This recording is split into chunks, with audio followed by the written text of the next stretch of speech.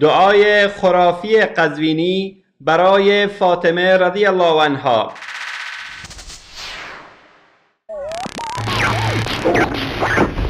خدایا تو را قسمت می دهیم با آبروی زهرا، هر سریعتر فرج مولای ما بقیت الله الاعظم نزدیک نموده و ما از یاران ویژه آن بزرگوار قرار بده.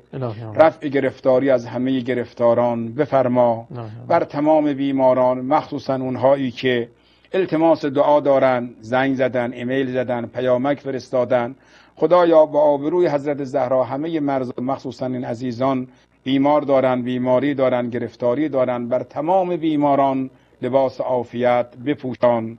حوائج همه را برآورده نما، حوائج ما، حوائج دستاندرکاران شبکه جهانی ولایت، حوائج بینندگان عزیز، عزیزانی که تکرار برنامه را میبینن. خدایا با آبروی زهرا، با آبروی زهرا، با آبروی زهرا حوائج همه و همه را برآورده نما. خدایا اسمت زهرا دعای ما را به اجابت برسان. السلام علیکم رحمت الله.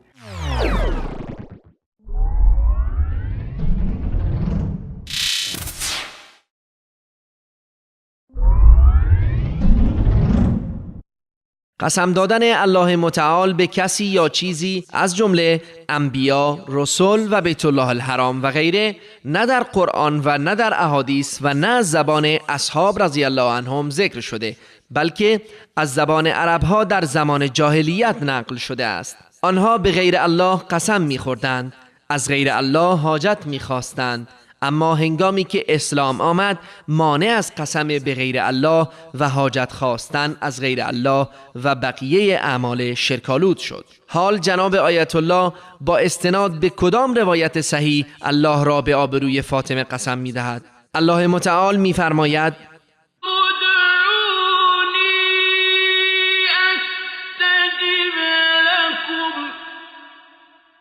مرا بخوانید من شما را اجابت می کنم. حال اگر انسان با تضرع و زاری بزرگترین پادشاه عالم را بخواند، آیا لزومی به قسم دادن او هست؟ و اگر انسان او را به کسی قسم دهد، آیا صفت رحمان و رحیم بودن الله را زیر سوال نبرده است؟ خالق را به مخلوق قسم دادن توهین به خالق نیست؟ یک پادشاه را به بنده اش قسم دادن دلیل بر تحقیر پادشاه نیست؟ هنگامی که الله ضمانت اجابت دعا را بدون واسطه داده است، چه حاجت به واسطه گرفتن؟ کاش کمی بیاندیشیم.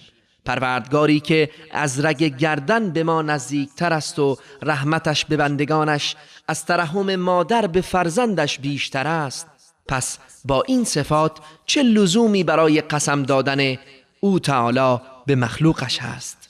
چون این نوعی از توسل نامشروع می باشد، زیرا دلیلی از کتاب و سنت نبوی دال بر صحت آن نیست. این گونه وسیله جستنها اندک اندک راه را برای مقدس دانستن افراد هموار ساخته و سبب می شود که به انسانها صفات و ویژگی های الهی دهند و بدین ترتیب رابطه بندگان با الله اندک اندک کمرنگ می گردد تا اینکه سرانجام به طور کلی این رابطه از بین می رود و تنها از این واسطه ها کمک و یاری می جویند و معبود واقعی را از یاد می برند. پس این توسل حرام و نامشروع است.